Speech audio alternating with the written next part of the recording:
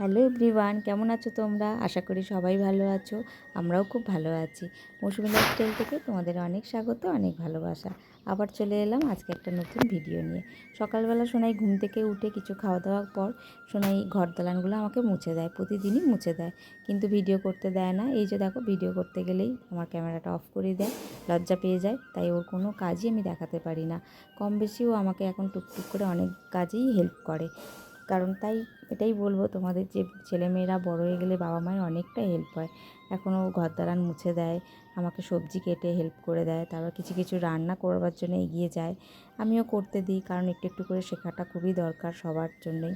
বড় হয়ে যাচ্ছে, তাই করাটাও দরকার। কোনো দিন আমার একটা শরীর খারাপ হলে বা আমি কোথাও গেলে ও কিন্তু করে নিতে পারবে টুকটুক করে। তো শিখে রাখাটা সবাইরই দরকার। তো দেখো, কথা বলতে বলতে আর আমি চলে এসেছি এখন রান্নাঘরে। আজকে উজ্জ্বলও বাড়িতে রয়েছে। তো উজ্জ্বল সকালবেলা বাজার থেকে নিয়ে চলে এসেছে মাছের ডিম। তো আজকে ভাবলাম মাছের ডিমের বড়া একটু করে তরকারি করব। অনেক দিন এটা খাওয়া হয় না, সবাই আমরা এটা খেতে পছন্দ করি। কিছুটা ভাজা তুলে রাখবো আর কিছুটা আলু দিয়ে তরকারি করব। আর আমার আজকে রান্না করার পর একটু কাজ আছে, একটা বেরোনোর আছে, তাড়াহুড়ো আছে। তো তাই উজ্জ্বল বললো চলো দুজনে মিলেই এটা করে নিই।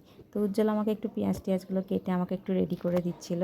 আর ততক্ষণে আমি স্নান টান করলাম, বাইরের কাজকর্মগুলো, বাসি কাজকর্মগুলো সেরে নিলাম। ডিমটা এখন কিছুটা সব কিছু দিয়ে এখন একটু মাখিয়ে, মানে ম্যারিনেট করে একটু রেখে দেবো কিছুক্ষণ। তাহলে বেশ নরম হবে, খাস্তা হবে, ডিমটা ভালো লাগবে খেতে। আর দেখো, এই ননস্টিকের ফ্রাই প্যানটা আমার মা আমাকে গিফট করেছে, তাই জন্য তোমাদের সাথে একটু শেয়ার করে নিলাম। আর আজকে আমি রান্নাঘরে আমি এটা নতুন আজকে শুরু করবো আর কি ব্যবহার করা। তো তার জন্য তোমাদেরকে একটু দেখিয়ে নিলাম। মা এরকম আমাকে একটা একটা করে অনেকগুলো জিনিসই কিনে দেয়। এবারে দিয়েছে একটা প্রেশার কুকারও দিয়েছে, সেটাও তোমাদের সাথে শেয়ার করব যখন ইউজ করব।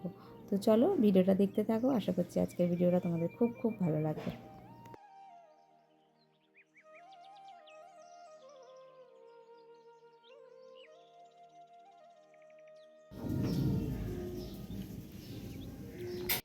উজ্জ্বল রান্নাটা করছে তো, আর আমি চলে এলাম ছাদে। আজকে কাচাকুচিও অনেকটা করেছিলাম জামা কাপড়।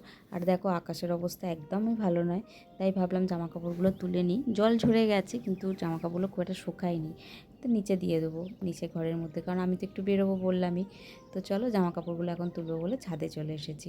আর চারপাশটা একটু দেখিয়ে নিলাম। আর আমার গাছ ভরে লেবু হয়েছে, এত লেবু হয়েছে এবারে আমি ভাবতে পারিনি গাছটা, কারণ রান্নাঘর করার সময় গাছটা অনেকটা কেটে দিয়েছিলাম, কিন্তু তারপরেও আমরা ভাবতে পারিনি যে এতটা লেবু হবে। ভেবেছিলাম হয়তো লেবুটা একটু কম হবে এবারে, মানে ফলনটা একটু কমে যাবে।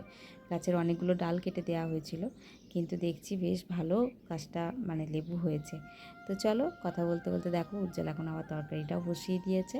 এই যে তরকারিটা করছে ও, আর আমরা এখন একটু বেরোবো, রান্নাটা করে রেখে ঝট করে একটু কাজটা সেরে চলে আসবো, এসে খাওয়া দাওয়া করবো।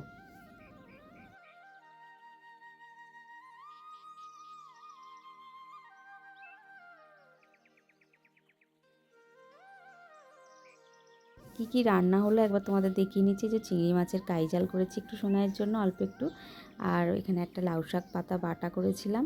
আর তো বললাম মাছের ডিমের একটু তরকারি, আর একটু শুকনো বড়াও রেখে দেবো, কারণ বড়াটা আমাদের খেতে খুব ভালোবাসি। তো চলো রান্নাটা করে রেখে গ্যাস ট্যাসগুলো মুছে রেখে আমি বেরোবো। তো পরিষ্কার করে আর এসে আমি খাবো। এখানেই শেষ করছি ভিডিওটা। ভালো লাগলে একটা লাইক করে দিও, আর অবশ্যই ভিডিওটা কেমন লাগলো তোমরা কমেন্টে জানিও কিন্তু। আর যারা আমার চ্যানেলটা নতুন আছো তারা সাবস্ক্রাইব করে পাশে থেকো। তাই আপাতত এইটুকুই। সবাই ভালো থেকো, সুস্থ থেকো। নতুন ভিডিওর সাথে আবার দেখা হচ্ছে। আজকের মতো টাটা।